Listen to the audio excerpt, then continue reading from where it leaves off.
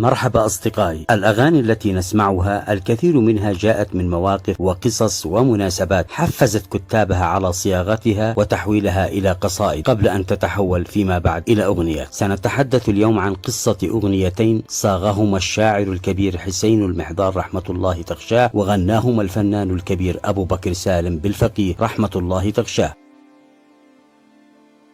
الأغنية الأولى يقول إنني فضلت. بداية نعلم بأن بالفقيه والمحضار شكلا ثنائيا رائعا وعظيما قدما من خلال مشواريهما الفني العديد من الأعمال الغنائية الخالدة والتي ستظل تغنى لأجيال وأجيال عديدة. وفي فترة من الفترات بدأ المحضار بالتعاون مع العديد من مطربي الخليج، ويبدو أن الفنان أبو بكر شعر يومها بشيء من الغيرة، وحدث أن سألوه في جلسة خاصة عن تعاونه مع المحضار، ويقال بأنه أجاب المحضار خلاص فضل غيرنا. علم المحضار بهذا القول وحز الأمر في نفسه، وكتب أغنيتنا المذكورة يقول إنني فضلت، ضمنها عتابا جميلا غير مباشر لرفيق دربه الفنان أبو أصيل. حسين ايش عندك جديد؟ وهذا كان انا كنت في الرياض وعملت له تليفون وقلت له ايش عندك جديد؟ فحطيت المسجل وخليته يقول الشعر اولا، بعدين قلت له كيف اللحن. فهي الطريقة الصحيحة تقول هي ما على لا زالت ولا نقصت يعني. والدردشة مع والدردشة حسين غني وغني ويقول انني بفضل غيروا عليه، صوته حلو. اي نعم. بس ما يعرف يغنيها. درست الهوى انا وياه من الف باء، كل من دعا صاحب ولفه. هلهن بس انت هلهن بو. يقول انني فضلت غيروا عليه وغيره معي يطلع كمان. أنا منظور في الناس إلا إليه، وقلبي معه وحياة عينيه. وإن شك أو كثرة ظنانه فما زالوا سيد المظالمين. وإن شك.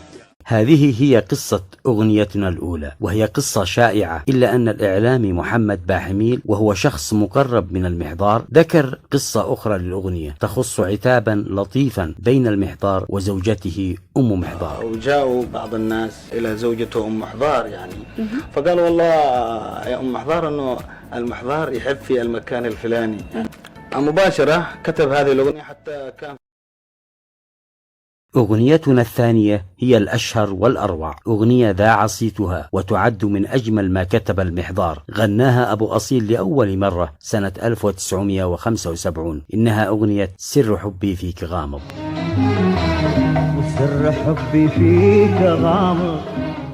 قصتها أن المحضار التقى بشخص من أبناء المكلا فسأله عن اسمه، فقال هذا الشخص اسمي سر حب، فأنشد المحضار مباشرة سر حبي فيك غامض، سر حبي ما انكشف، إيش ذي خلاني أعشق فيك والعشق تلف، إيش أوقعني في أشباكك وأنا عيني تشوف، لا تعذبني وإلا سرت وتركت المكلا لك إذا ما فيك معروف. هذه هي كل القصة أو المناسبة التي جاءت منها فكرة مطلع أبيات هذه الأغنية، وأنا شخصيا سمعتها من الأستاذ الفنان علي العمودي في تسجيل مصور له.